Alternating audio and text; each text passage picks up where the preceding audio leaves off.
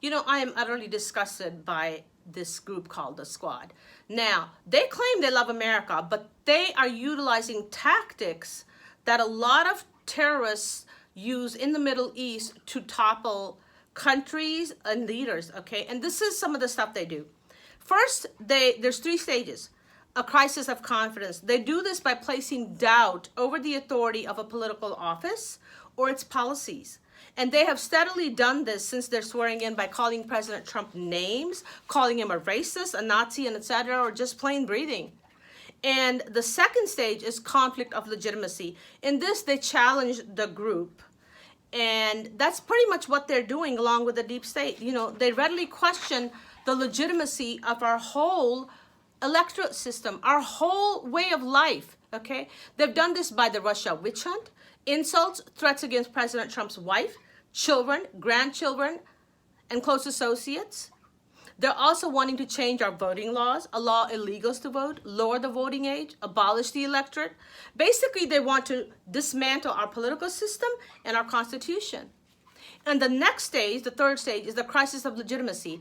At this, the group, in this case the Squad, who are mouthpieces of whoever wants to do this, they extend their hostility to everybody in society, such as Trump supporters, MAGA-wearing Americans, attacking Republican officials at baseball games, conservative events, and having riots, because they deem the position of our President Trump as being illegitimate, because in their twisted minds, lying Hillary should have won so that their Muslim Brotherhood agenda could be carried out. And so now what they're doing is they're satanizing President Trump, the American citizens, and our Western way of life because they don't want to acclimate. And we are derogated into the ranks of the worst enemies, and we're being treated like that by social media companies as well. And this needs to stop. And this is a crisis that people like this have created. They're not poor little sad, pathetic victims. These women are clever, they are conniving, they are educated, and they're utilizing their positions to attack President Trump, and yes, attack America, attack Israel, and go after Israel in terms of supporting the BDS thing. That's so wrong. I invite you guys to check out some of the videos that I've recently posted regarding this mess. Because you know what? The real victim here is not them. The real victim is the satanization of America and the satanization of our president. And they have chosen him because he is the leader of the Christian free world. And you know what? Their self-righteous attitudes are hypocritical. Totally hypocritical. And they're utilizing social media to attack President Trump. You know, President Trump has enough on his plate, okay? He's got the world on his shoulders. He is trying to keep the Middle East out of war, and by tempering Iran's nuclear program. He's trying to keep Pakistan and India from blowing each other up. He's trying to keep the dictator of North Korea from committing more atrocities than having a nuke.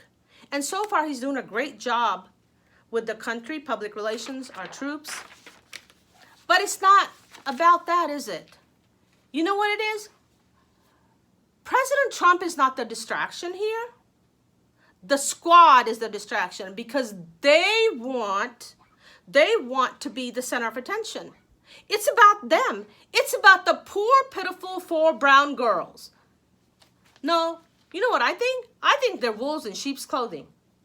And at this point, they've done nothing productive except insult, bully, harass, and attempt to delegitimize the presidency of the United States and our president. You know what I got to say? Let me tell you about this, okay? This is my take on this, okay? As a brown girl from Pakistan, you all don't speak for me, okay? You 4 women do not represent me.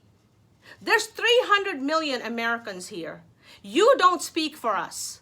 And you don't speak for every brown woman in America either, okay? Now, when you guys have built a business empire that encompasses the globe, and your name is on hotels and golf courses, and you've generated millions of jobs all over the world, when you risk your life and your family comes alongside and risk theirs so that they can support the greatest country in the world with a president who is our servant leader, When you have hands, when you have hands large enough to take on the evil, corrupt swamp, then